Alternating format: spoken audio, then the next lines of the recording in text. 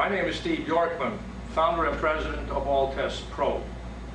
We have put together a short video of the ATPRO31 tester, which we hope will show you what a highly valuable instrument the ATPRO31 is, and how easy it is to operate and analyze the test results.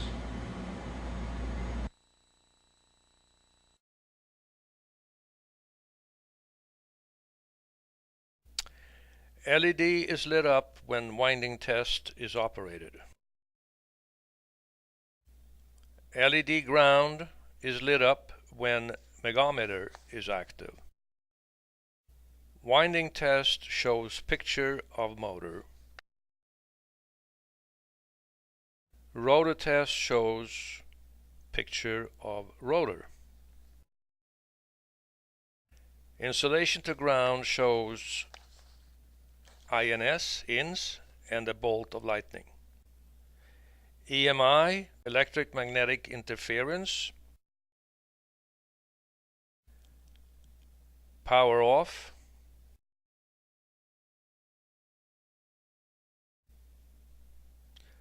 Image of battery shows remaining power in batteries. Left, F1, you scroll left and on. Right button, F2, scroll to the right, and HZ, Hertz, used together with up and down to increase or decrease test frequency.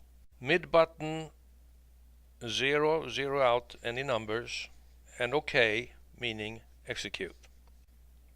Upper button, mode, where you switch back to main menu. Lower button, test, which is used to activate different tests.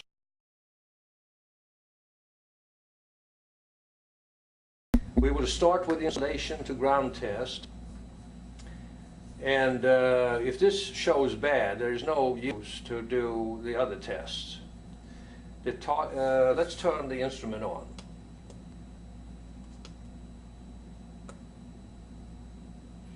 We'll move the cursor over to insulation test, press OK.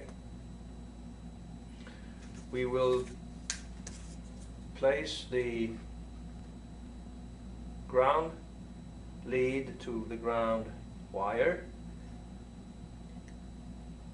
black to black, red to red. Actually, you only need to have one phase connected and the ground. You can also go to chassis if you want to. All you have to do now, you can choose from between 500 volt and 1000, and that is done by pressing F2 or the Hertz button. It's on 500 now. It just went to 1000. We'll go back to 500. Then you press test, and notice that you hold this down for a while until it stays, and the LED is lit up on that side. I'll leave it like that. It shows 8.27, and that would be an indication of a low megohm test.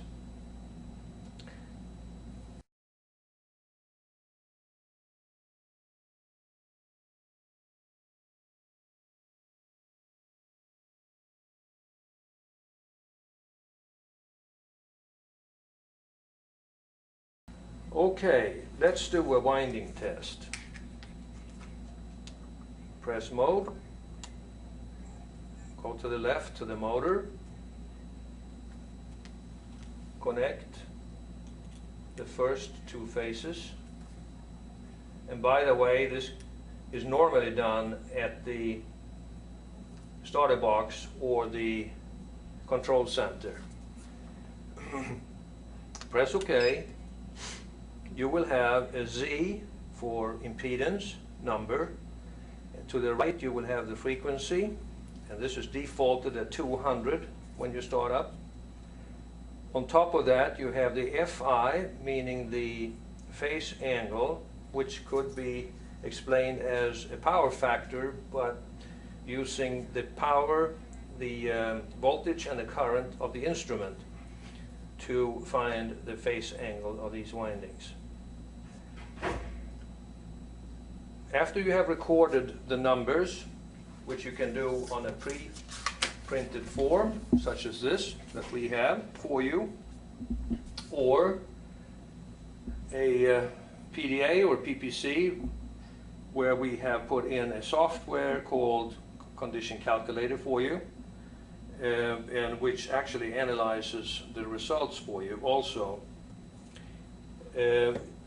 You press this button called test.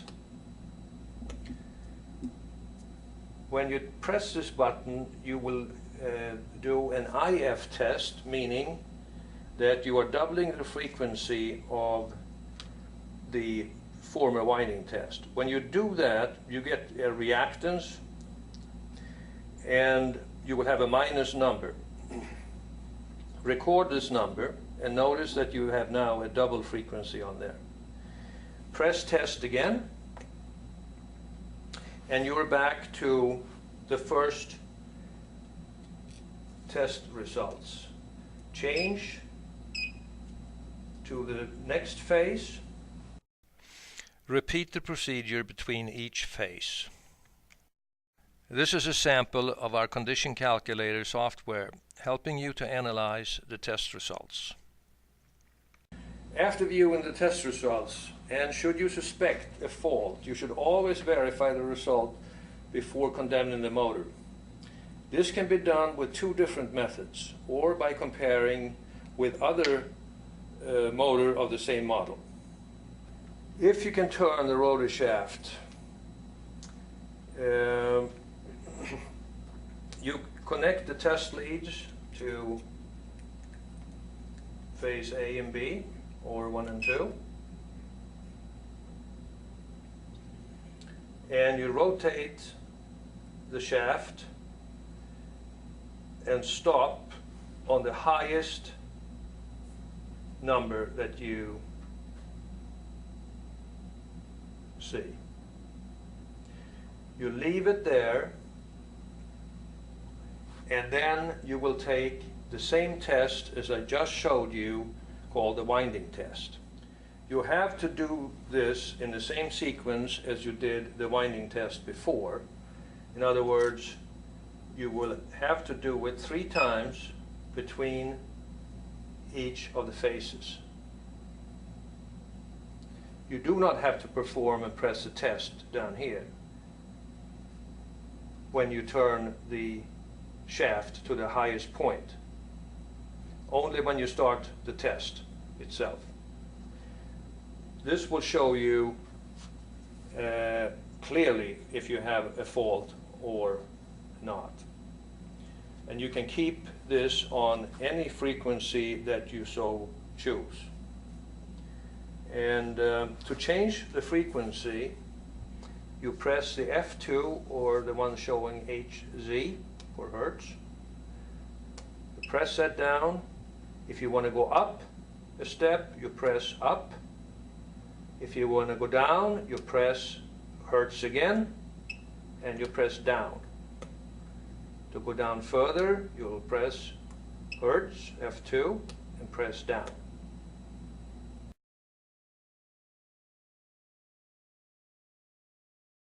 Start, and you've already done the 200 Hertz. You will now perform the same test, winding test, at 100 Hertz, 50 Hertz, and 25 Hertz, and record each one of those. For larger motors, we also recommend that you go back up and do a 400 Hertz test for the larger motors and higher voltage. These test numbers will change with each change in the frequency. When you look at the test results, the difference between the phases should be close to the same numbers in percentage of that of the original 200 Hertz test.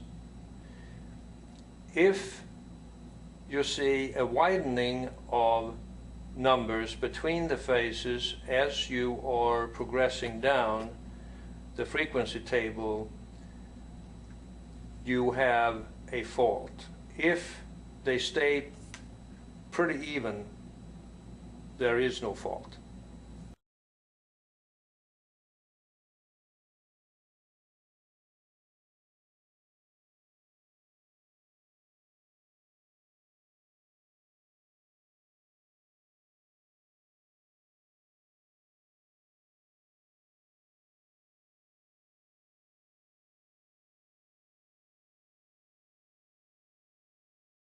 The ATPRO31 provides a feature that performs two unique quick rotor tests to determine if any rotor issues are present.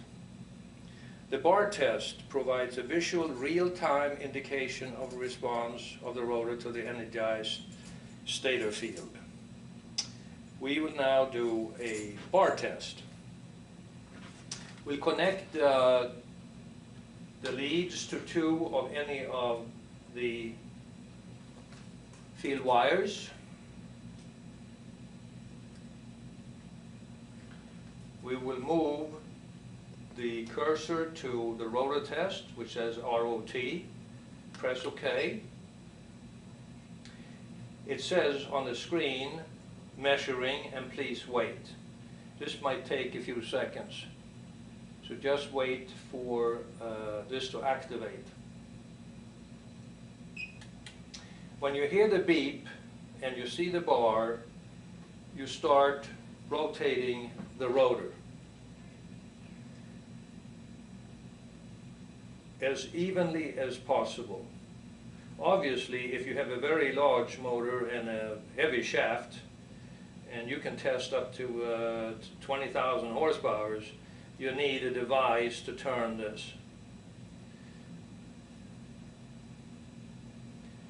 After a few seconds, you will see a moving bar and numbers that comes up, including percentage numbers on the right hand of the screen.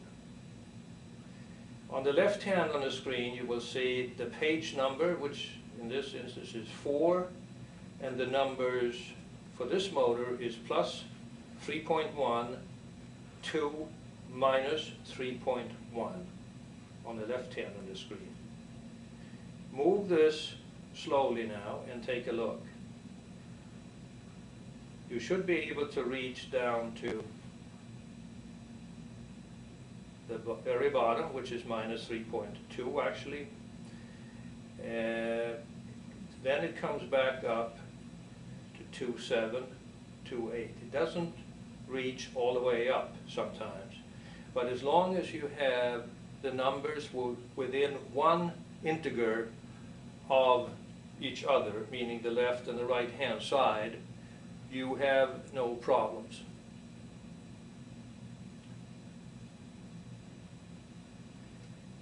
To check the rotor condition using the value method, turn the shaft until the bar is in the middle of the screen. Turn the shaft slowly until the bar moves to the extreme left side of the screen, and note the displayed value.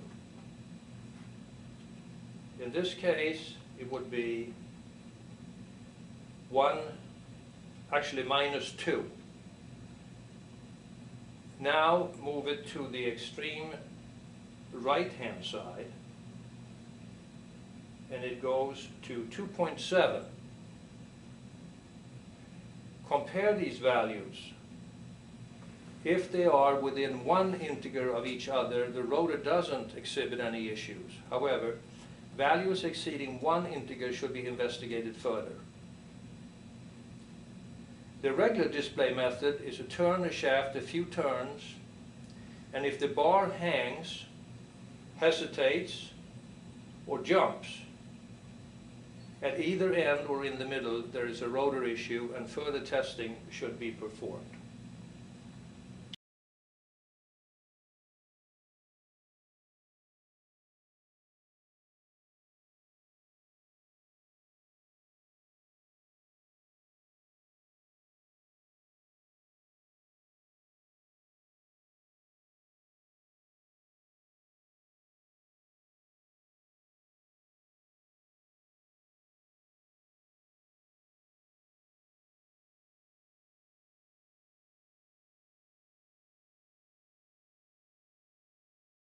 waveform test.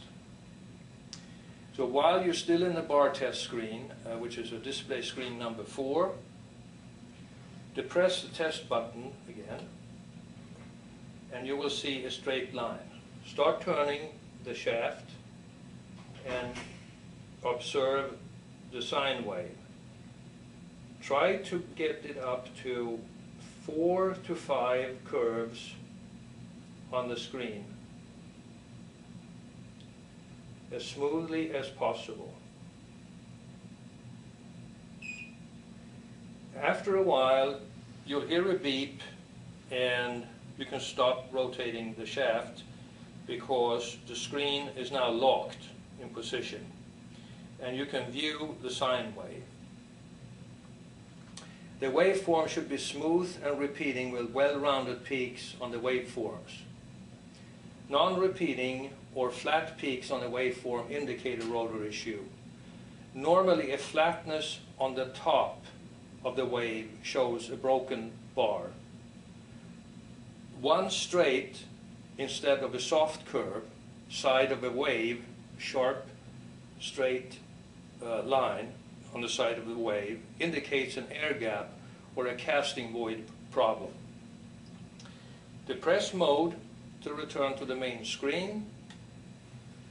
From the main screen, go to your right to select power off. Press the OK button to turn off the ATPRO31.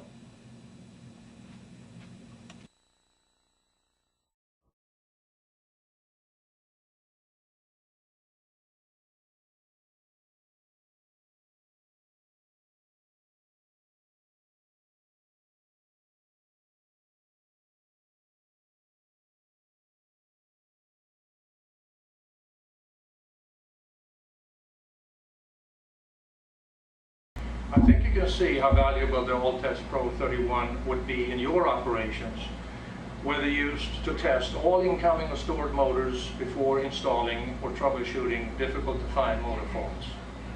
No competitor can do what the ATPRO31 can do, namely detect early turn-to-turn faults or perform a live rotor test to detect broken bars or eccentric rotor shafts, all in a few minutes.